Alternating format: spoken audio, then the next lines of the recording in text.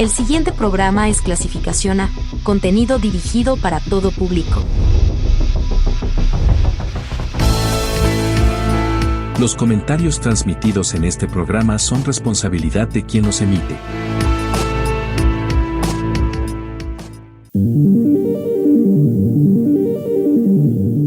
¿Qué ocurre en nuestro cerebro y nuestra mente? ¿Cómo funciona? ¿Qué mecanismos utiliza para que podamos pensar y actuar? Radio Universidad presenta Sinapseando, un espacio de divulgación científica sobre neurociencias, el estudio de la mente, salud mental y todos los avances y desarrollos científicos actuales relacionados a este tema. Sinapseando, la divulgación científica de las neurociencias. Bienvenidos.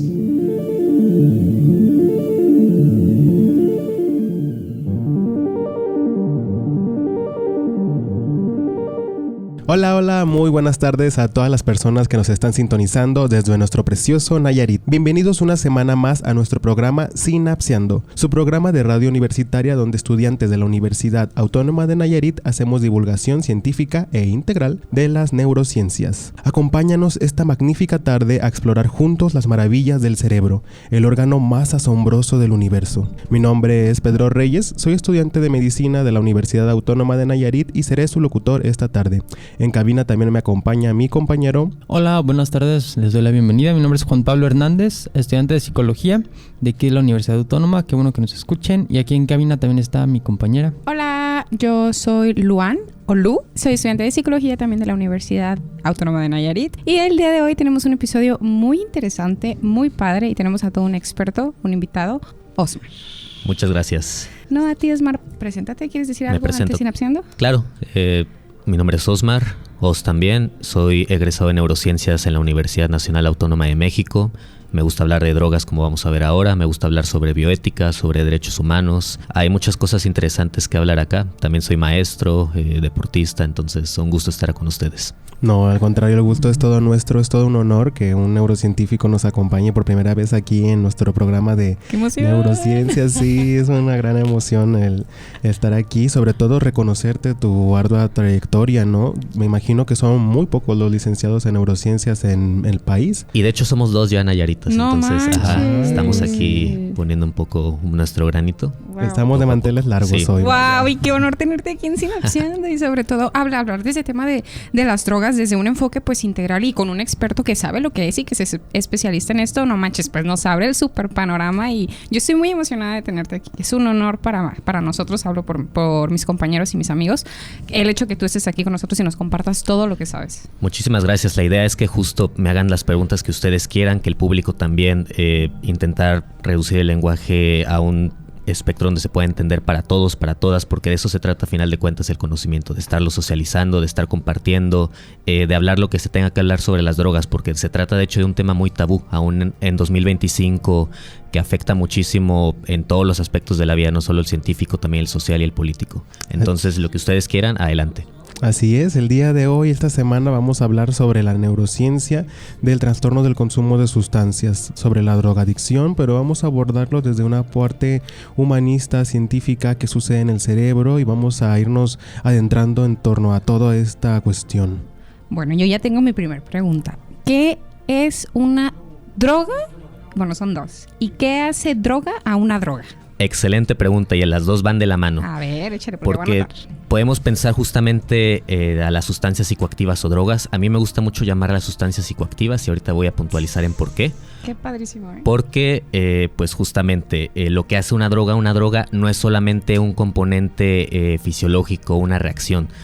Para mí lo que hace una droga y para muchos expertos también en el tema es los mecanismos de acción a nivel de cerebro, la normalización cultural y también la regulación legal. ¿Qué quiero decir con esto? Te voy a contar una pequeña historia. Vamos a situarnos en 1511. Aproximadamente en toda la región de Oriente Medio tenemos un nuevo gobernante en la Meca. El gobernante se llama Cair Bek y llega a explorar las condiciones del pueblo, cómo están los ciudadanos. Recordemos que al ser una zona islámica, y al ser una zona muy ortodoxa también, las personas tienen que estar leyendo ocasionalmente el Corán, en la mañana, en la tarde y en la noche. ¿Qué pasa? De pronto el Corán, pues es un poco, cualquier lectura en la noche, cualquier lectura constante, pues es un poco difícil mantener el ritmo. Este gobernante observa algo atípico a diferencia de otras regiones donde había visitado y donde había hecho recorridos.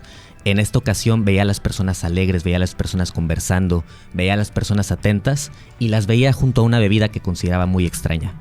¿Qué pasó? De pronto llegó, les confiscó la bebida, no sabía de qué se trataba, la probó, tenía un sabor un tanto extraño y dijo, bueno, vamos a intentar explorar, vamos a juntar a los mejores juristas, a los mejores médicos, a lo mejor de lo mejor para determinar si esta es una bebida apta o no para el haram, que en caso de la religión islámica tiene que ver con lo prohibido, lo no prohibido, o para los comportamientos del buen musulmán. Órale. ¿Qué procede? Procede que se decide que esta es una bebida mala para el musulmán y que es una bebida que puede volver a la persona rebelde y se decide de tajo cancelar la bebida. Se decide encerrar a las personas que la consumían, provocar desde cero que ya nadie consuma esta bebida. Y esto iba a tener el éxito que este gobernante pensaba, hasta que llegó al gobernante del Cairo, que era su superior, y le dijo, no, esta bebida se queda. ¿Por qué? Porque me gusta mucho. Y no era otra bebida más que el café. Entonces, cuando pensamos en una droga, de pronto pensamos bajo un juicio moral, pero hay que pensar en que las personas consumimos drogas. Y esto es un punto muy interesante para quienes nos escuchan. Las personas consumimos drogas porque nos gustan. Inmediatamente a muchos se les puede venir a la cabeza, no, pues está hablando esta persona de cannabis, está hablando de LSD, está hablando de muchísimas drogas que tenemos bajo ese estigma. Pero estoy empezando con una que consumimos todos los días, el café. Otra que está muy regularizada, el alcohol. Hablamos de, por ejemplo, el azúcar, que el azúcar no es considerada per se una droga, luego podemos dedicarle hasta otro capítulo entero al azúcar, pero también es una droga que tiene actividad con los mecanismos de acción en el cerebro. Entonces, estos tres componentes, tanto la regularización legal, la normalización cultural y los mecanismos de acción en el cerebro hacen que una droga sea una droga. Ahora, con las que queremos aterrizar, en las que tenemos las conductas asociadas al trastorno por consumo de sustancias, vamos a denominar sustancias psicoactivas. Ese sería el primer paso para aterrizar en por qué consumimos sustancias psicoactivas, qué son las sustancias psicoactivas y por qué a las personas, a un pequeño porcentaje de personas que consumen sustancias psicoactivas, les cuesta tanto poder abstenerse de su consumo. Órale, pues es todo un show. Y justo cuando hablamos de drogas la gente se asusta, ¿no? Y a veces hasta no queremos hablar del tema o nos imaginamos lo peor, pero ahorita que lo mencionas, pues sí, o sea, el café, el alcohol, que pues la gente lo compra como si nada. Entonces cuando hablamos de algunas otras drogas nos imaginamos lo peor, pero creo que también es esta parte en donde hay falta de conocimiento, ¿no? Son tres grupos básicos de drogas. Si lo vemos como un diagrama de Venn, tenemos a los estimulantes, tenemos a los depresores y tenemos a los psicodélicos. Esto no quiere decir que una droga tiene un efecto único psicodélico, un efecto único como estimulante. Al contrario, se encuentran dentro de un rango muy amplio. Por ejemplo, el café es una bebida estimulante. ¿Por qué? Por los efectos que produce en el cuerpo. Taquicardia, inhibición de adenosina, todo lo que tenga que ver. La nicotina entra dentro de ese grupo. Sustancias como la cocaína, que son también estimulantes, entran dentro de ese grupo. Estimulantes tipo anfetamínicos, metanfetamina, anfetaminas, entran dentro de ese grupo. En el caso de los depresores tenemos a las benzodiazepinas, tenemos al alcohol, tenemos al grupo de opioides, que también es todo un caso muy particular. En el caso de psicodélicos, por ejemplo, tenemos varias combinaciones con depresores, el caso de el cannabis, el CBD, el THC siendo únicamente un poco más psicodélico, el LSD que tiene una base serotoninérgica muy curiosa.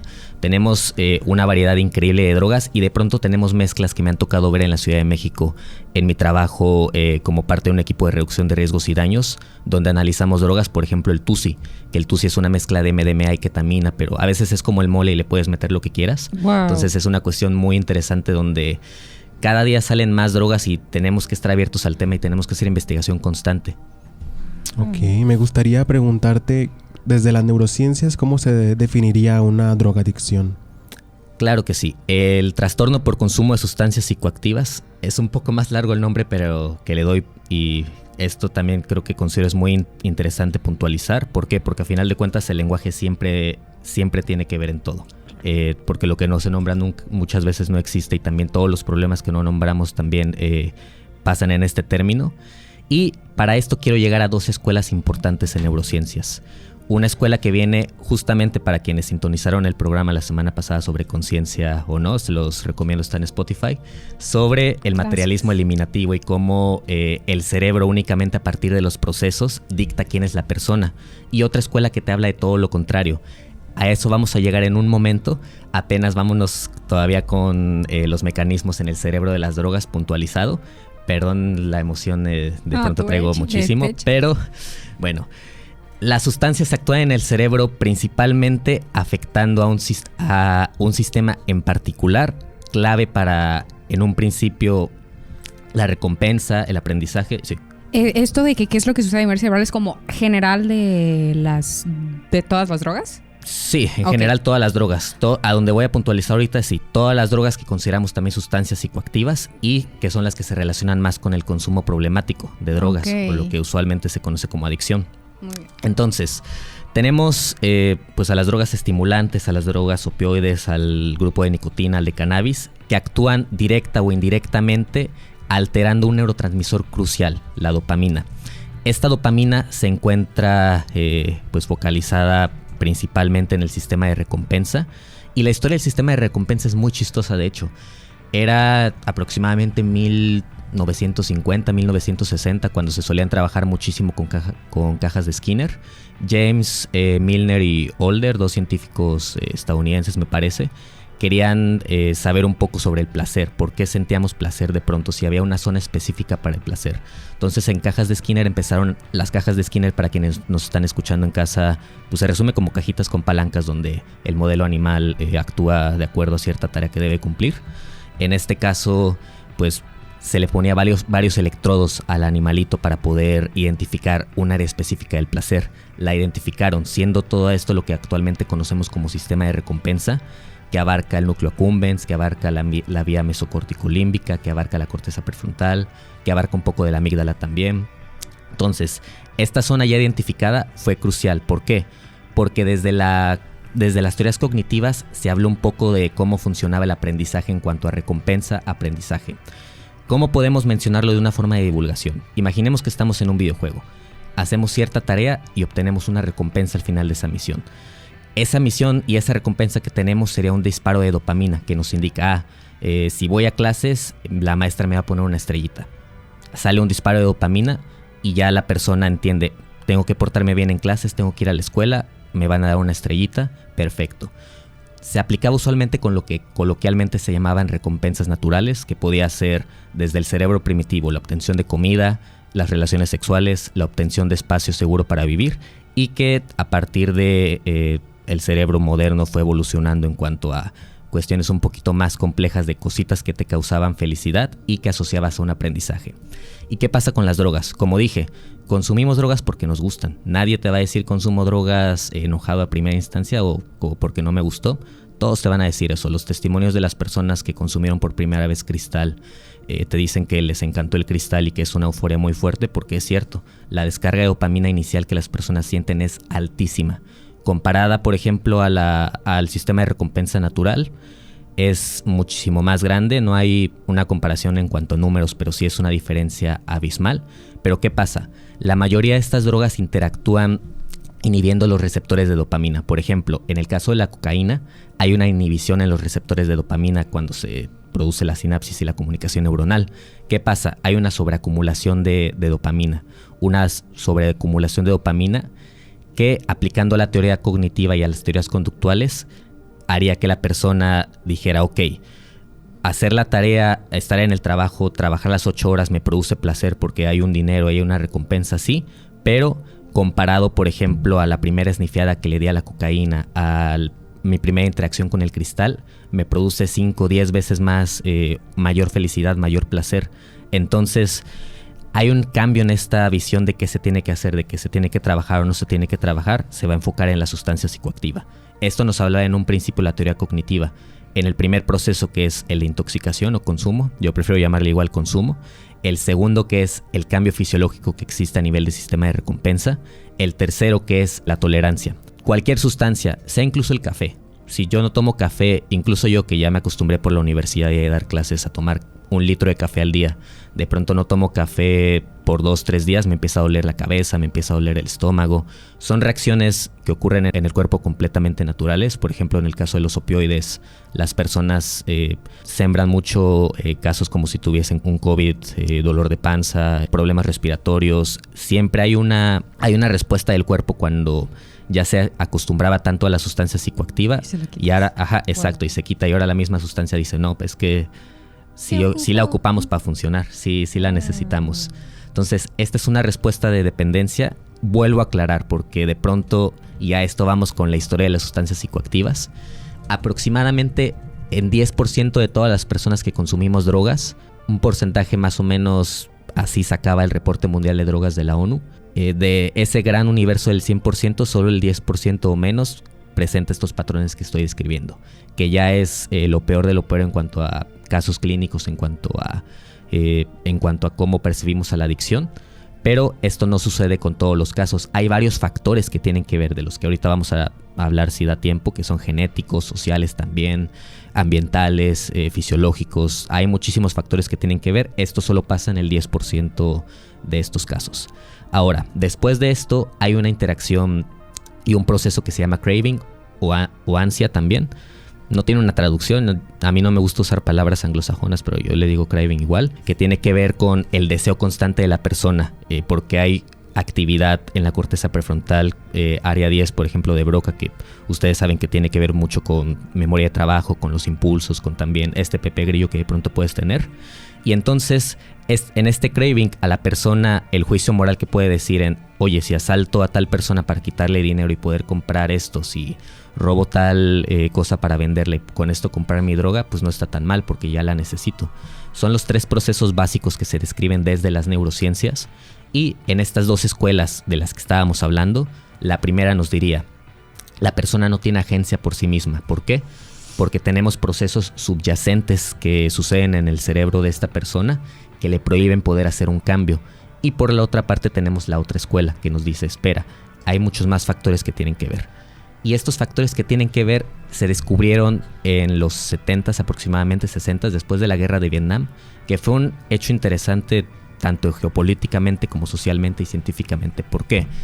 Veníamos de una época, y de hecho, bueno, para ustedes no tienen, los radioescuchas no van a poder ver estos carteles, pero son muy interesantes. En los 60s, 70s, ya les había mencionado que hace una droga, el contexto cultural y también el contexto legal. Nixon, presidente de Estados Unidos en ese entonces, en un afán de poder reelegirse y poder buscar un enemigo para legitimizar su poder, asocia sustancias psicoactivas específicas a grupos étnicos de la región. El caso del cannabis a los mexicanos, el caso de los estimulantes como la cocaína a la población afroamericana, el caso de los opioides a la población asiática por los antecedentes que ya se tenían. Y empiezan este tipo de carteles y este tipo de advertising en el que se hace una distinción de que a la primera vez que consumas una sustancia ya te vas para atrás. Just say no, solamente di que no.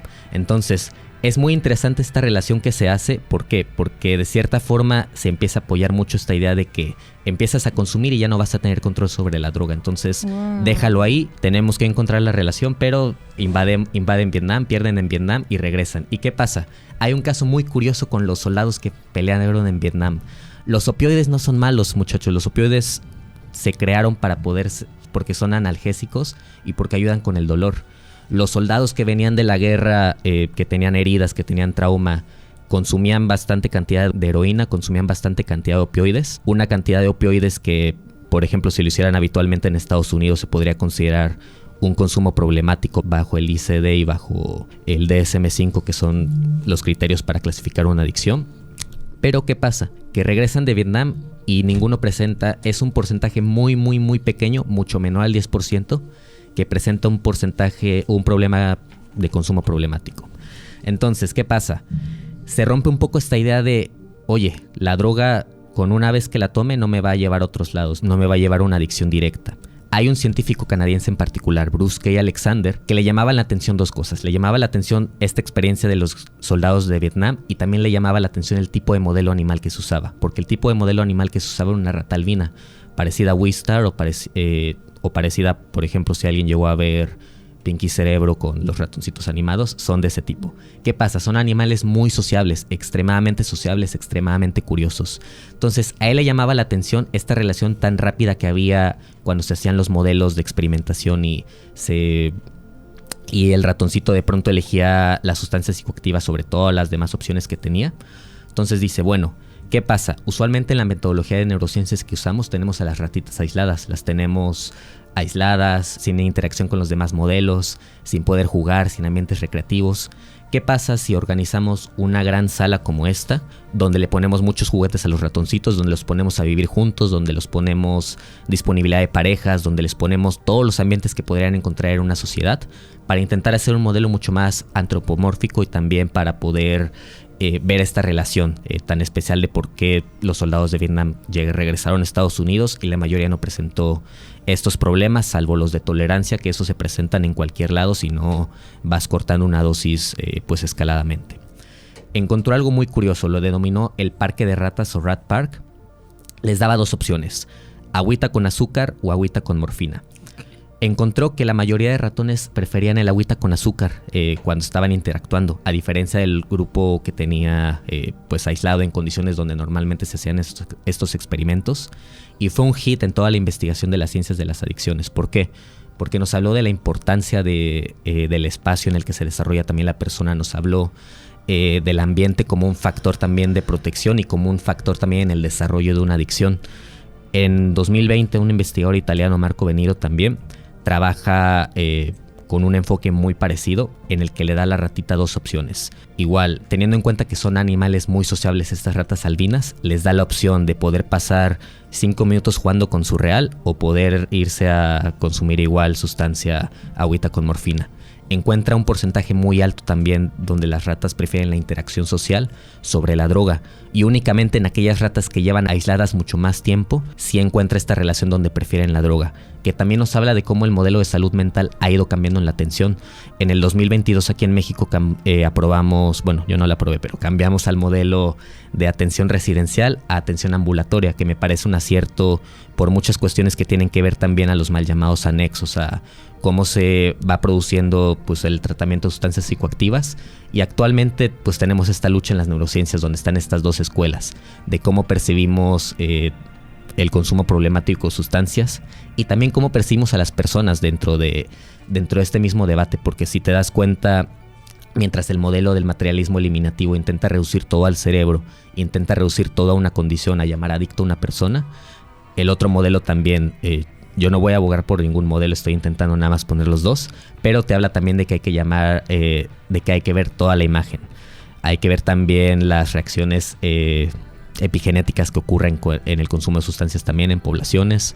Tenemos que ver también mucho más a fondo no solo la parte previa al tratamiento, sino el tratamiento y post-tratamiento también, las interacciones que existen, que sí tenemos marcadas alteraciones psicofarmacológicas y que hay espacio de intervención, pero también hay otro tipo de intervenciones que son posibles. Entonces, esto es muy interesante en cuanto a cómo se perciben desde las neurociencias la adicción a drogas.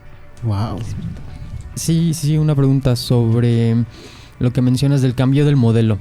He escuchado entre los estigmas que existen sobre las personas adictas es que las personas adictas son adictas de por vida. Sí. ¿Cuál es la postura verdadera o científica al respecto? Y otra pregunta, ¿cuál es la adecuada actitud hacia la persona que consume drogas? Porque sí hay mucha culpa y leí en tus artículos que proponías no castigarlas. ¿A qué te refieres con eso? Exacto. Muchísimas preguntas. Acá tengo otro de mis pósters favoritos que tienen que ver con pues este estigma que estás hablando. ¿Qué es un estigma? Para quienes nos están escuchando en casa, estigmas son ideas generalizadas sobre un grupo o población específico de acuerdo a nociones sin base científica adecuada. En este caso, nada más porque me corté el cabello, si no soy yo prácticamente. Tiene varios rasgos que te dicen, si la persona tiene ojos rojos es porque estuvo consumiendo cannabis, si tiene la nariz un poquito más fina es porque ya estuvo snifeando mucho tiempo. Son ideas erróneas de cómo se percibe a la persona. Y también, si te fijas incluso en la crisis de opioides de los Estados Unidos, regresando un poco al tema del estigma, tenemos a los mal llamados zombies, que los medios de pronto intentan replicar, dicen, no, es que es la droga zombie, es que es la droga que produce pues estos comportamientos en las personas y este cambio. Ameritaría otro programa entero la simple crisis de opioides en Norteamérica, pero a final de cuentas ni siquiera entienden por qué el de la posición. Tenemos receptores opioides específicos en el cerebro. Tenemos uno en el bulbo raquídeo que se encarga de la respiración no consciente, por así decirlo. ¿Qué pasa? Cuando hay una interacción con los opioides, en este caso me parece que son receptores delta, son receptores mu, porque son receptores mu, delta y kappa. En estos receptores mu del cerebro del bulbo raquídeo, pues ¿qué pasa? Se produce un efecto que produce que la persona se contraiga inconscientemente. Eso es lo que les da el aspecto de llamados zombies a las personas. Pero te puedes dar cuenta cómo surge esta idea de los opioides y cómo está mal fundamentada en las personas y cómo las termina afectando. El estigma hacia las personas que consumimos drogas muchas veces tiene que ver con el acceso a salud, tiene que ver también cómo se proyecta la información, tiene que ver con muchísimas cosas. Cuando nosotros hablamos de que a una persona no se le tiene que castigar por el consumo de sustancias psicoactivas, es una cuestión incluso hasta lógica. En las cárceles tenemos un alto índice de consumo de sustancias psicoactivas. La Ley General de Salud actualmente, la mexicana, te indica una posesión de aproximadamente 10 churros que alguien pueda tener para que pueda ser procesado, que es una cuestión pues muy poco realmente. ¿Y qué pasa? Si alguien no tiene un consumo problemático, un churro de pronto al mes, a la semana, sale a la calle, se le queda algún paquetito en la bolsa y se lo llevan, lo vas a terminar llevando a un lugar donde puede estar expuesto a diferentes sustancias y a sustancias que pueden tener efectos no deseados en la persona y en su plan de vida. Los estimulantes tipos anfetamínicos. En México no se consume opioides realmente de forma clandestina, pero puedes tener estimulantes tipos anfetamínicos, que es lo que más tenemos. Y pues a final de cuentas la terminas perjudicando más. Desde un punto de vista incluso bioético, terminas ejerciendo un principio de maleficencia y de no beneficencia, cuando lo que se tendría que hacer en todo caso es poder seguir modelos como el de Portugal, que no se lleva a la persona a la cárcel, se le da información sobre la sustancia psicoactiva, se intenta fortalecer su agencia, está la despenalización por posesión simple, bastantes estrategias donde es mucho más fácil localizar a las personas que sí pueden tener un consumo de sustancias psicoactivas problemático y poder derivarlas a servicio de salud. ¿Por qué? Pues porque también fortaleciendo los servicios de salud ayudas a reducir el número de consumo de sustancias psicoactivas problemático. Por ejemplo, la salud mental también tiene que ver muchísimo. Una persona con depresión, una persona con ansiedad, una persona con alguna comorbilidad en salud mental tiene un perfil de riesgo más claro a desarrollar un consumo problemático. ¿Por qué? A final de cuentas es la misma lógica. Consumimos drogas porque nos gustan. Si estamos en un mal momento en cuanto a depresión, en cuanto a una base también sólida, donde no es que no produzcamos dopamina porque no querramos, sino porque hay muchísimos más factores, y de pronto iniciamos en el consumo de alcohol, en el consumo de cannabis, en el consumo de otro tipo de sustancias que sí nos generan este placer inmediato, pues es mucho más fácil que yo termine generando un perfil de dependencia a estas, a si no tuviese alguna de estas comorbilidades en salud mental. Entonces siempre es eso, las estrategias deben ser enfocadas a poder ayudar. Es algo que afortunadamente sí ha cambiado un poco dentro de las neurociencias. Nora Volkow, que es la directora de NIDA, que es el Instituto de Drogas de Estados Unidos, el endobio de la investigación científica, de hecho parte mexicana porque es nieta de Trotsky, está Nora Volkow, argumentó y cambió mucho en esto, en poder reducir los riesgos de las personas. No vamos a evitar que las personas consuman sustancias nunca, porque las drogas van a formar parte de la vida y han formado parte de la vida desde siempre. Se han encontrado registros de consumo de sustancias psicodélicas en cabello de la edad de bronce, me parece. Hemos tenido esta historia que te relaté del libro de Antonio Escotado de Historia de las Drogas, puntual y muy buena, y podemos concluir que las drogas siempre van a existir y siempre van a estar ahí.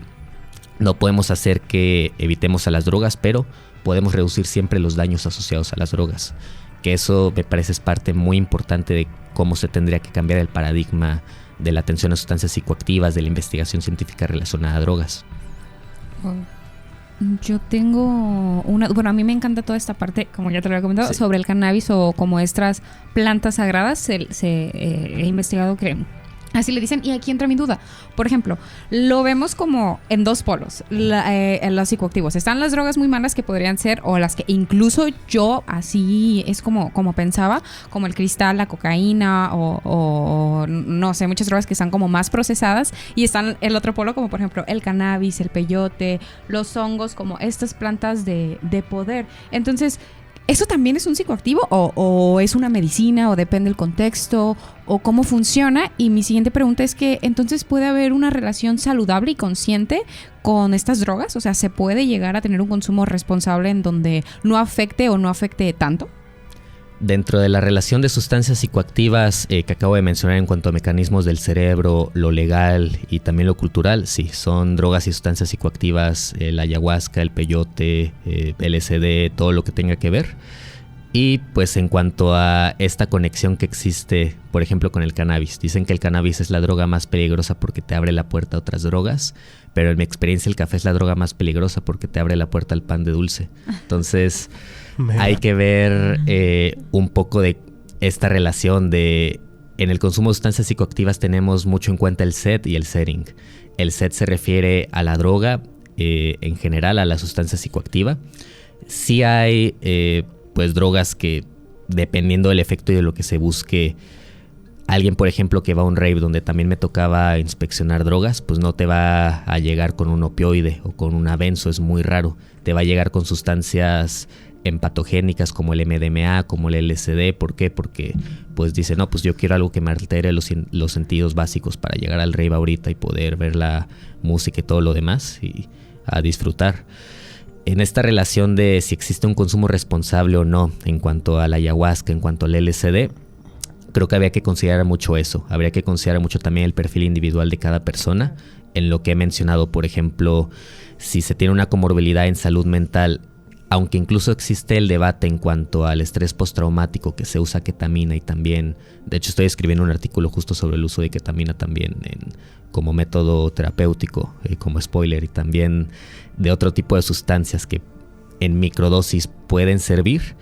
Yo consideraría por el momento, si no podemos esclarecer un poquito más en la evidencia, que se intenten abstener si de pronto está en un perfil donde la persona sabe si previamente había tenido, por ejemplo, problemas con el alcohol, de pronto tiene ciertos problemas o comorbilidades en salud mental. Yo recomendaría la abstinencia total en cuanto a ese campo, no por decir, no, es que si consumes se te van a caer todos los tornillos o te va a pasar esto, te va a pasar esto otro. No, en cuanto a este mismo enfoque que compartimos todas las personas que hablamos sobre reducción de riesgos y daños, que a final de cuentas la mejor reducción de riesgos y daños siempre es no consumir, pero no te estoy dando un enfoque moralista que te digo como Nixon, just say no. Te estoy dando pues este fortalecimiento de la autonomía y te estoy diciendo pues si tú consumes ayahuasca y de pronto tú tenías este historial y tenías este antecedente, pues ten en cuenta que puede pasar esto, puedes tener un mal viaje por esto otro. A final de cuentas es tu decisión y pues habría que ver y no habría que cerrarle las puertas a las personas que de pronto sí deciden consumir y tienen un mal viaje o tienen otra cuestión porque no nos hicieron caso, al contrario. Es nuestro deber también estar apoyando lo más que se pueda en todos los aspectos. Así es. Me gustaría continuar con la siguiente pregunta. ¿Se pueden identificar genes específicos relacionados con la adicción? Y otra pregunta también en relación, ¿qué tan hereditario podemos decir que es el riesgo a desarrollar adicciones? ¿Este trastorno de consumo de sustancias se puede heredar mediante herencia genética?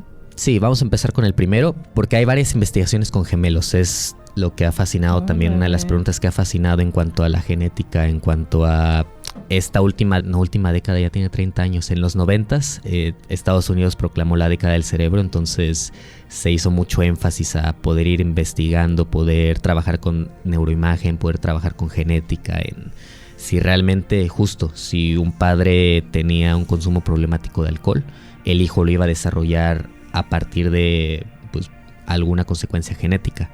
¿Qué se encontró?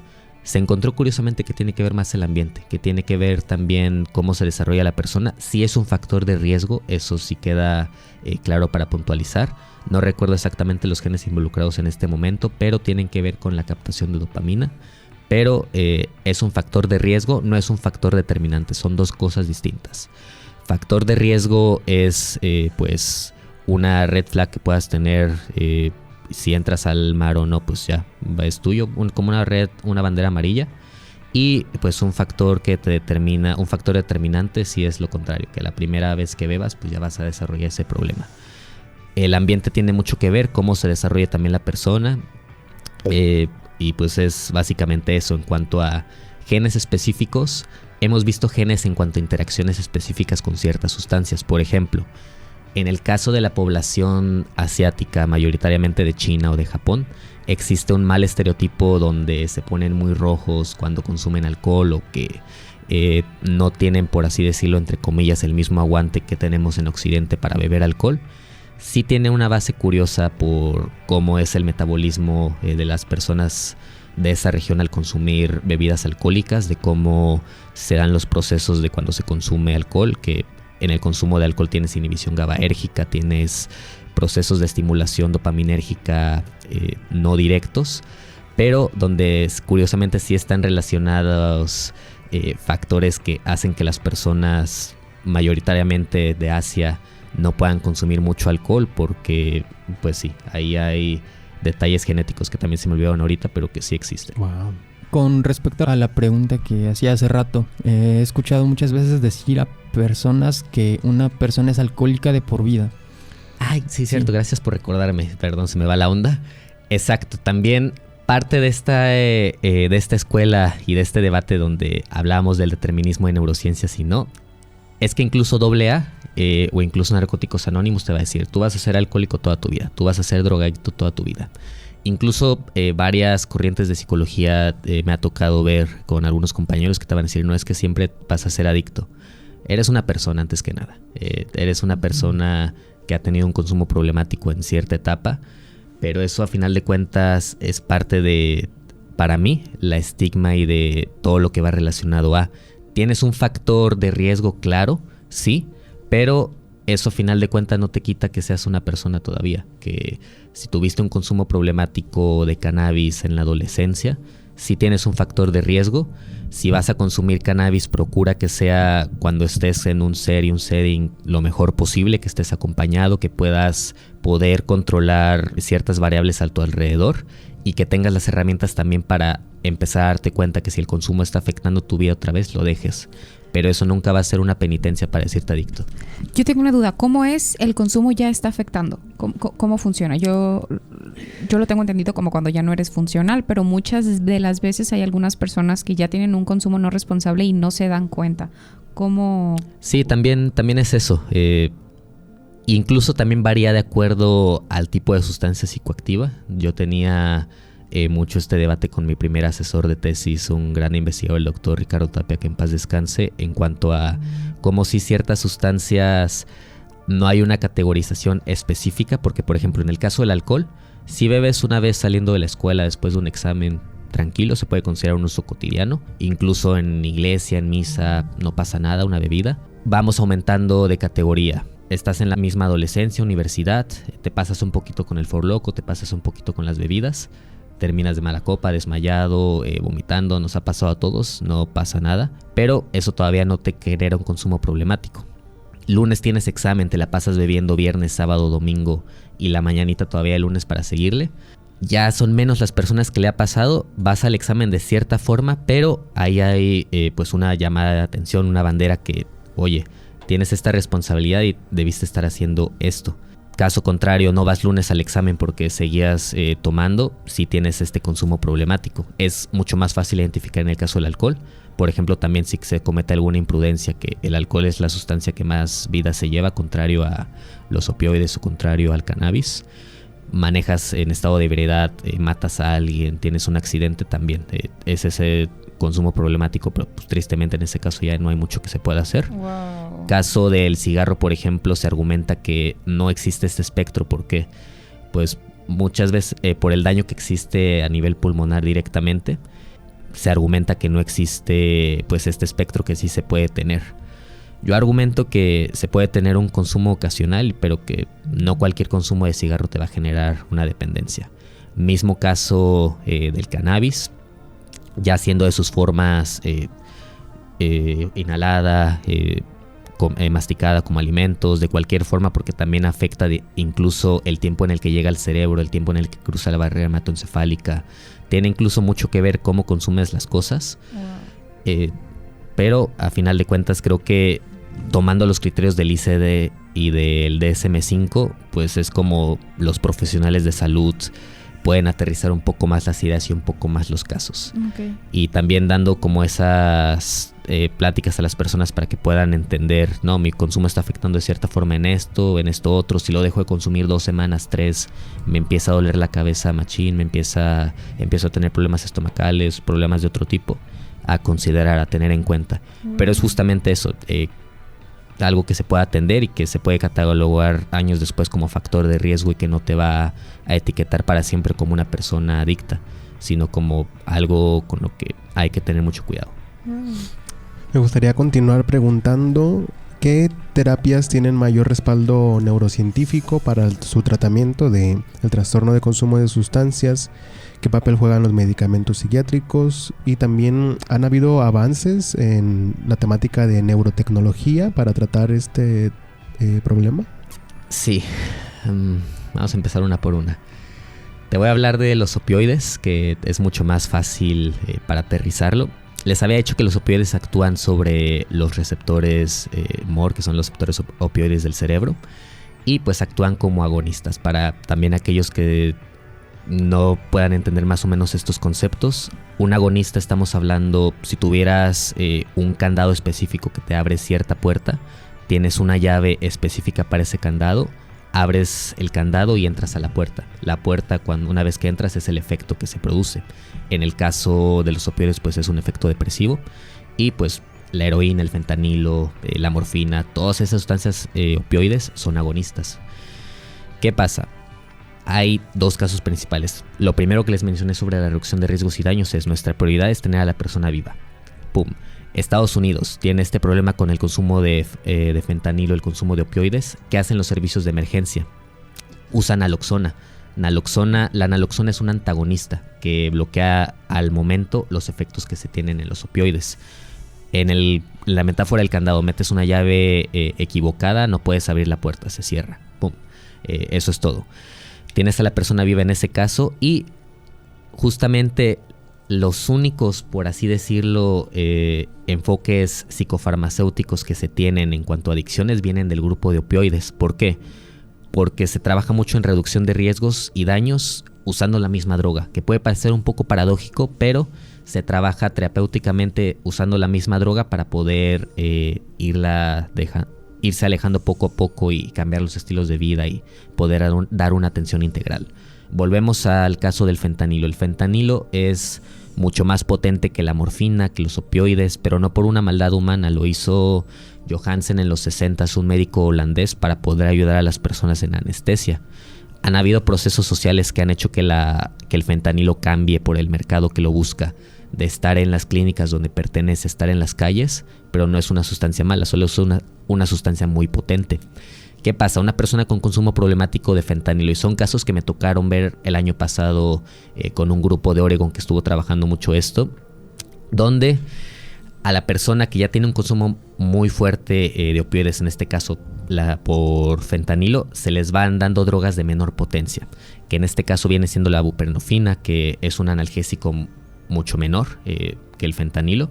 ¿Para qué? Para irlo escalando poco a poco. Se le dan combinaciones de antagonistas y de agonistas a la persona para que en determinado caso que pueda tener una crisis, porque el servicio es ambulatorio, si tiene una crisis cuando está en las calles o estando fuera pues tampoco se muera la persona, que es lo más importante. ¿Por qué? Porque tiene un antagonista opioide que lo va a ayudar. Viene en forma de parches, es la Suboxone, y pues es muy importante esta cuestión. En el caso de los cigarrillos, curiosamente, la medida que se tenía en primera instancia eran los vapeadores, pero pues también ahí tenemos un escándalo con eso. En el caso del alcohol, dentro de esta época que les mencioné de los 90s, de la década del cerebro, se intentó muchísimo con la nicotina y con el alcohol intentar buscar alguna vacuna que pudiera servir. Desarrollar alguna vacuna. También había bases, para mí había bases interesantes, pero a final de cuentas es muy difícil. Entonces, fuera de eso no existen.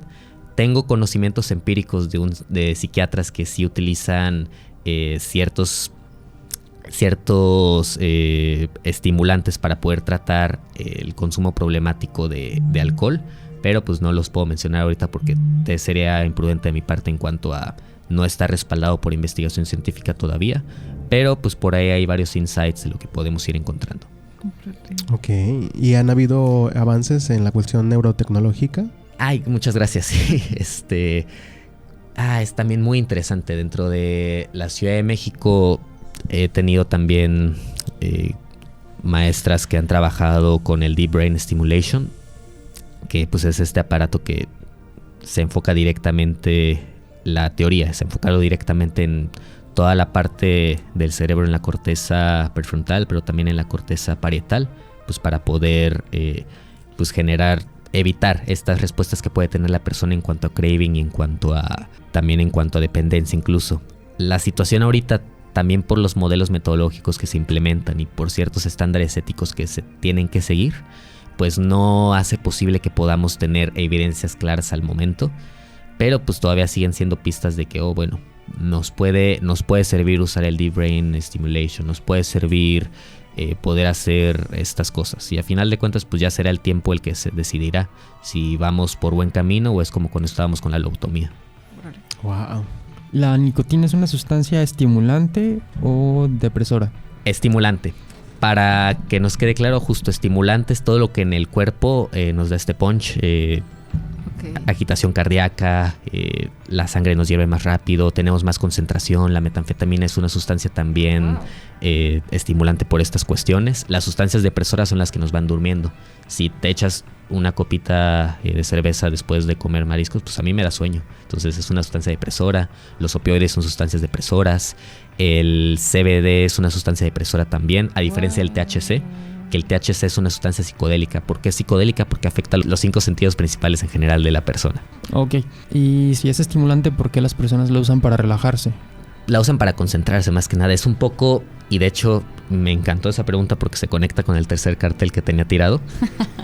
En cuanto a la mala propaganda que suelen hacer ciertos grupos, en el caso de la metanfetamina. El caso de la metanfetamina es un estimulante como la nicotina, y pues de cierta forma también se usa para estudiar en ciertos casos. Se usa pues la metanfetamina y es la misma expresión o las mismas respuestas que te puede decir alguien que consume un cigarrito. No, pues es que lo consumo para poder concentrarme, para poder tener pues mayor concentración.